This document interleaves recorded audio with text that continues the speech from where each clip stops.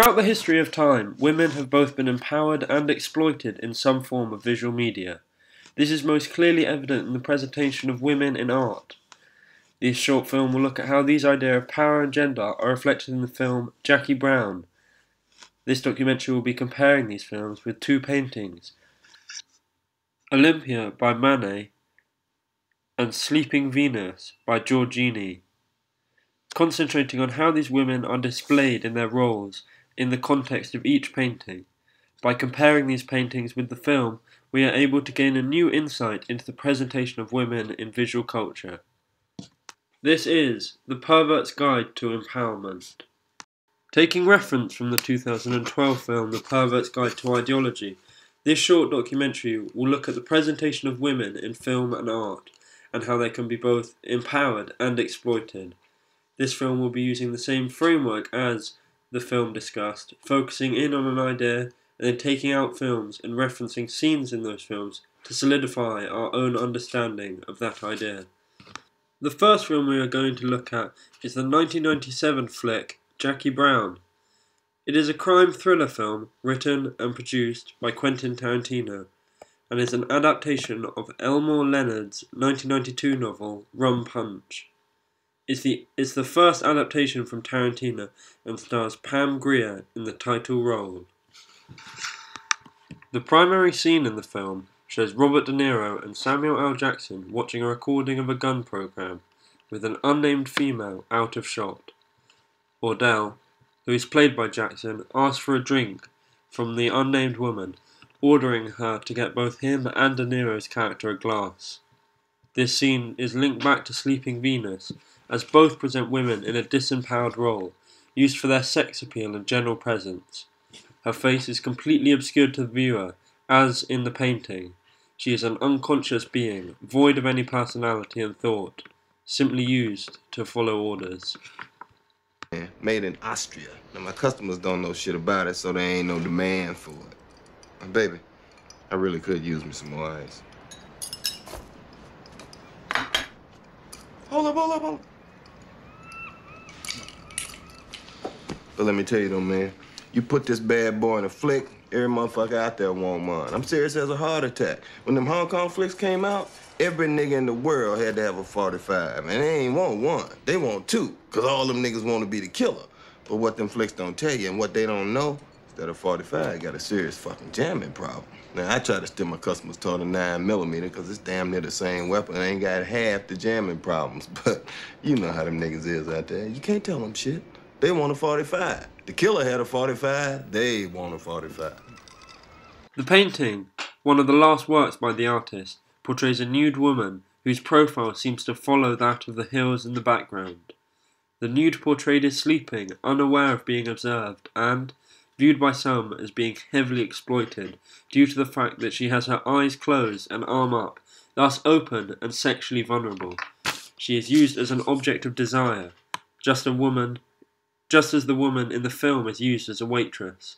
The unnamed female is ignored and thus exploited, with her face and name being completely left out, adding to the sense of unknowing and lack of power. The last reference back to Venus could be how, in the film, the director sexualizes the unnamed female's feet further on in the scene. This is a reference back to how Venus, the goddess of love, has been turned into an object of desire, with the feeling of love being replaced by raw sexual desire. The point also adds to the atmosphere of sexual exploitation, as her whole body is presented as an erotic vessel. The female nude in later periods of art became the subject of male consumption, with the female nude during the Renaissance was often depicted as an homage to Venus or Aphrodite, often seen lying naked, a reference back to the nakedness of the female in the film. Moving forward through the movie, we get a confrontation between Jackie Brown and Samuel L. Jackson as Ordell Robbie. The role of Ordell's character is completely reversed now, as he is the one under the submission of a woman, rather than being the one who exploits them. The scene starts in the dark, which could be an interesting reference to display that now they are on the same level, as, if it comes to empowerment, we cannot see both of them, thus meaning that they are equals in our eyes. Further on in the scene, we can see that she is in control, with the roles being completely subverted. She is the one with the gun, ordering him around. This references the second painting, Olympia, by Manet. Olympia shows a nude woman lying on a bed, being brought flowers by a black servant. Olympia's confrontational gaze caused shock and astonishment when the painting was first exhibited because of the number of details in the picture which identified her as a prostitute.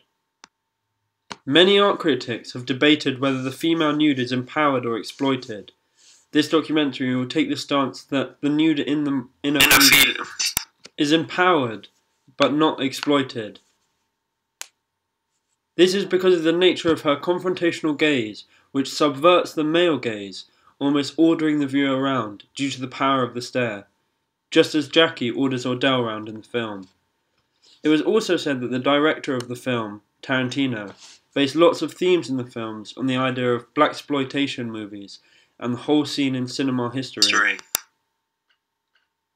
Blaxploitation movies emerged in the United States in the early 1970s and were originally made specifically for an urban black audience, but the genre's audience appeal soon broadened out across racial and ethnic lines. Tarantino based the main character on many elements of these films, subverting the idea of the actors being exploited, but rather put in a position of power and authority. Is that what I think it is? What do you think it is? I think it's a gun pressed up against my dick. Well, you thought right. Now take your hands from around my throat, nigga. What the hell's wrong with you, Jackie? Shut the fuck up and don't you move. Oh, what is this? What the fuck is this, huh? Hey, now that ain't got nothing to do with you. I carry that all the time. You've been talking to them police too much. Oh, the police didn't try and strangle my ass. Oh, come on, girl. You know I was just playing with you. Oh, I ain't playing with you. I'ma unload both of these motherfuckers if you don't do what I tell you to do. You understand what I'm saying? Jackie, stop acting crazy. Do you understand what the fuck I'm saying? Yeah, woman, damn. Now sit your ass down on that sofa. See? Police start fucking with your mind. They start pitting black against black. That's how they do. You know, been doing it since the beginning. Shut your raggedy ass up and sit the fuck down. And put your hands behind your head. Come on, it's getting silly now. Oh, silly?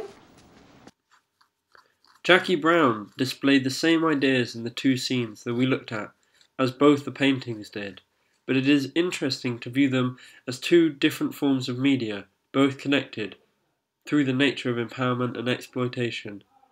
This documentary has highlighted some of the similar themes, but the difference in image is really captivating as well, as focusing in on the differences between visual representation of women in both still and moving images has also highlighted that not only do they hold the similar ideas, they are connected with each other, discussing the same ideas of gender and power.